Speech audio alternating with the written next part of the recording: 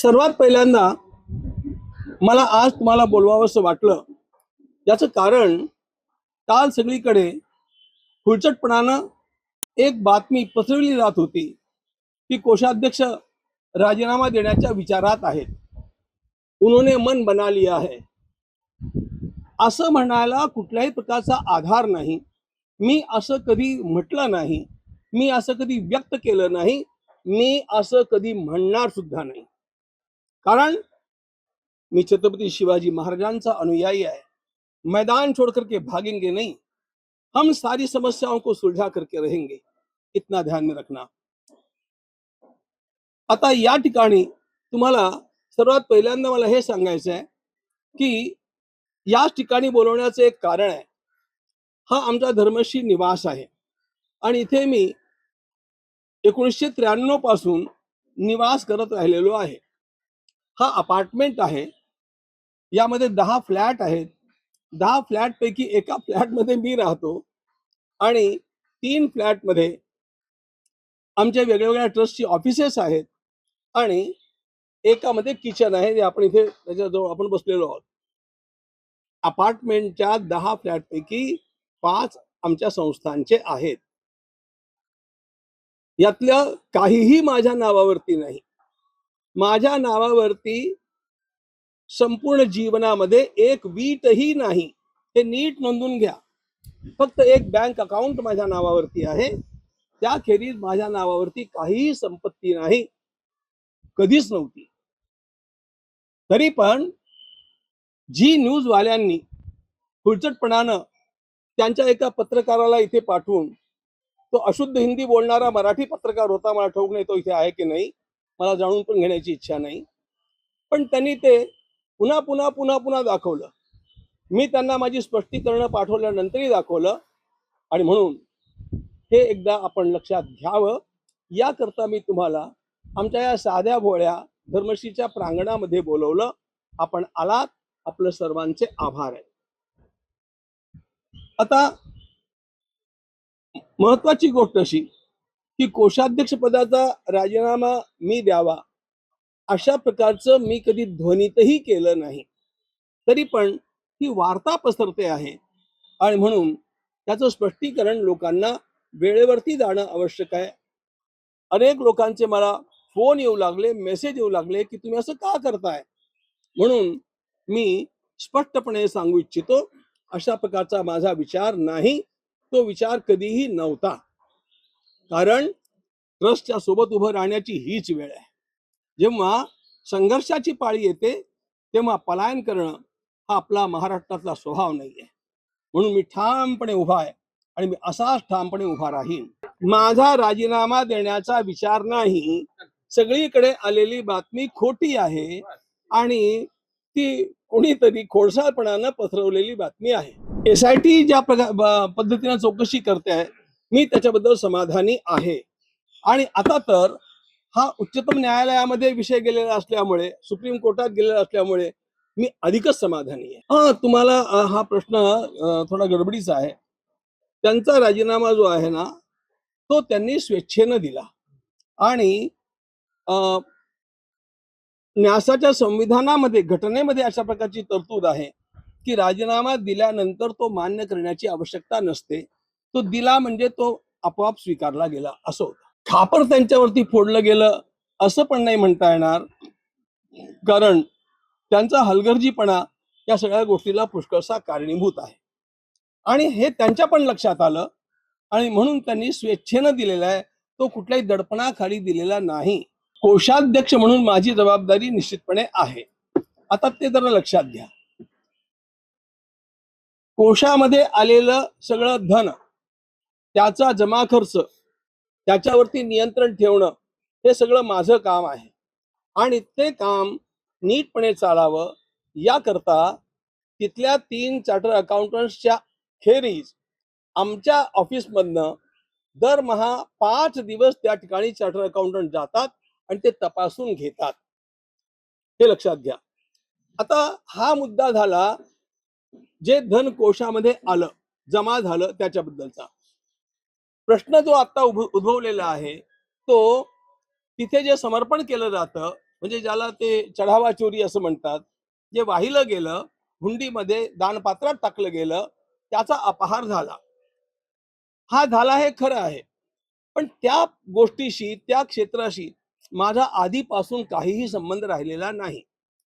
याचं कारण पण असं आहे, की समर्पण होणं दानपात्रामध्ये ही रोजची प्रक्रिया आहे. त्याची मोजणी होणं हे रोजचं काम आहे. आणि तिथले स्थानिक न्यासी हे काम बघत होते आणि मी प्रवासात असल्यामुळे आणि महिन्याकाठी एक 2-3 दिवस मी तिथे जात असल्यामुळे त्याची जबाबदारी त्या लोकांनी स्वीकारलेली होती आणि ते ते बघत होते. आणखी पण एक महत्वाचा मुद्दा आहे. केवळ त्यांच्यावरती हे अवलंबून नव्हतं, तर SBIला हे काम सोपवलेलं होतं. हे काम MOU करून SBIला, स्टेट बँक ऑफ इंडियाला सोपवलेलं होतं. त्यांनी ते स्वीकारलेलं होतं. आता तुरुंगात जितके लोक आहेत हे लक्षात ठेवा, हे सगळे SBIचे एम्प्लॉईज आहेत. त्यांना सर्व्हिसला ठेवलंय ते SBIनं ठेवलेलं आहे, ते आम्ही ठेवलेलं नाहीये. आता काय होतं, आपल्यातल्या काही लोकांनी हा चांगला मुलगा आहे याला ठेवून घ्या अशी शिफारस केलेली असणार, ती केलेली पण होती. पण कोणी शिफारस केल्यानंतर जो एम्प्लॉयमेंट देतो त्याचं हे काम असतं की त्याचा पूर्वेतिहास काय आहे किंवा तो काय योग्यतेचा आहे किंवा नाही हे बघणं कुणाचं काम आहे, तुम्हीच सांगा मला. हे SBI बघते आहे.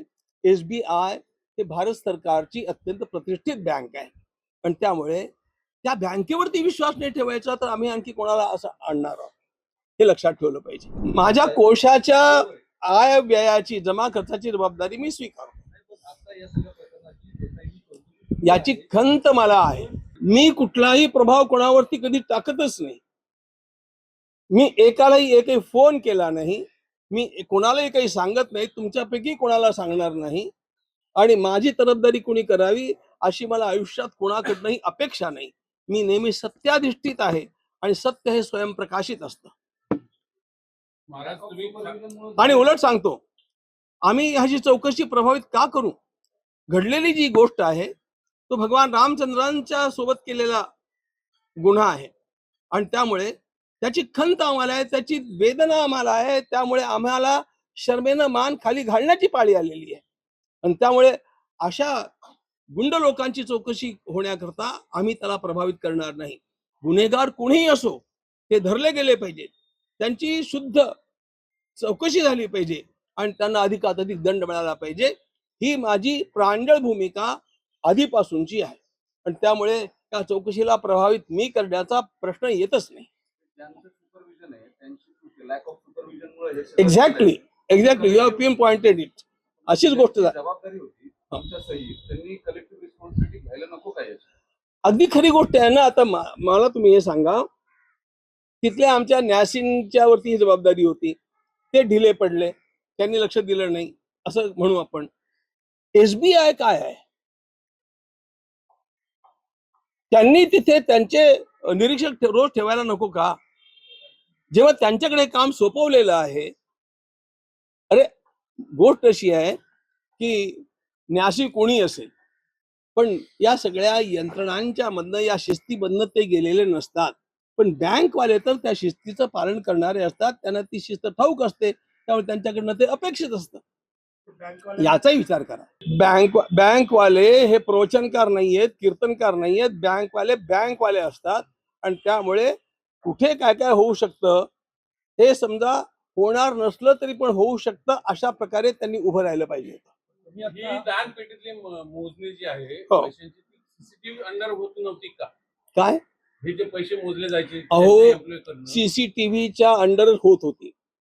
आता तुम्हाला ऐकून घ्या ना, मुद्दा तोच आहे ना. मी तेच सांगतो तुम्हाला. पण चोरी करणारे पण असे हुशार लोक काही निघाले की त्यांनी काय काय प्रसंगी सीसीटीव्हीच्या आड उभं राहून अशा प्रकारच्या गोष्टी केल्या. हे सगळं नंतर उघडकीला आलं.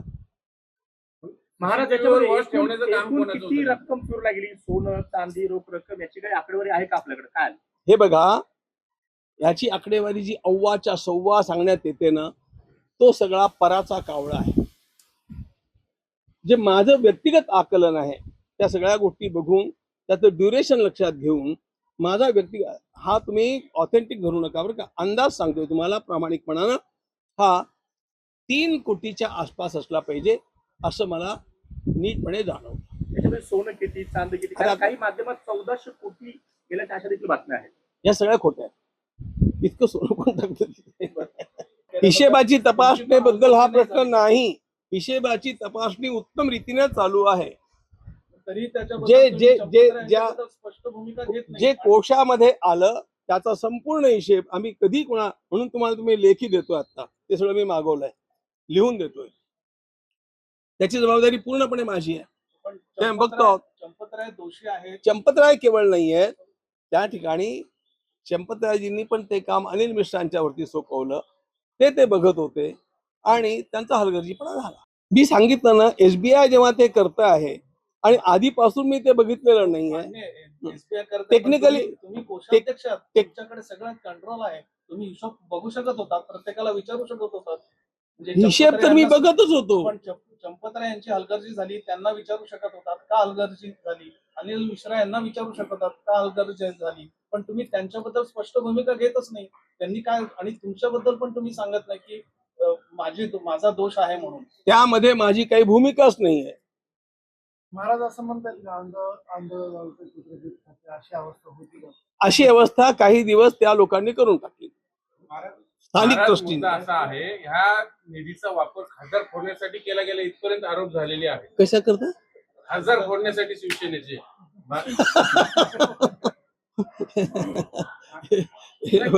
ऑन रेकॉर्ड आहे.